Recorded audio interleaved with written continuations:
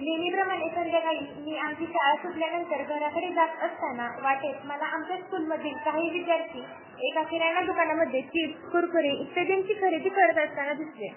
हे पाहून मला कुठेतरी असे जाणवले की मुलं पैसे असेच वाया घालवत आहेत, योग्य ठिकाणी खर्च करत नाहीत. तसेच चिप्स, कुरकुरे खाणे हे शरीरासाठी घातक देखील आहे.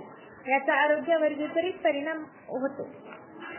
याला आळा घालता यावा यासाठी मी त्या मुलांजवळ गेले आणि त्यांना आरोग्याच्या दृष्टीने काही खाणे फायद्याचे आहे आणि काय धोक्याचे आहे हे समजावून सांगितले आणि माझ्या छोट्याशा मित्रमैत्रिणींना ते समजले देखील.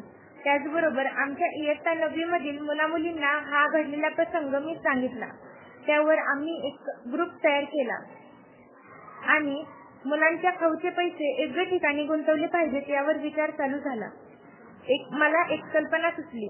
आमच्या स्कूलच्या मुख्याध्यापिका यांना आमच्या टीमने सांगितली. मुख्याध्यापिका मॅडम आणि सर्व शिक्षिकावृंद यांच्या सहाय्याने आम्ही आमच्या स्कूलमध्ये विद्यार्थी बँकेची स्थापना केली. विद्यार्थी आता त्यांच्याकडे पैसे आले की आमच्या शाळेच्या बँकेत त्यांच्याकडील रक्कम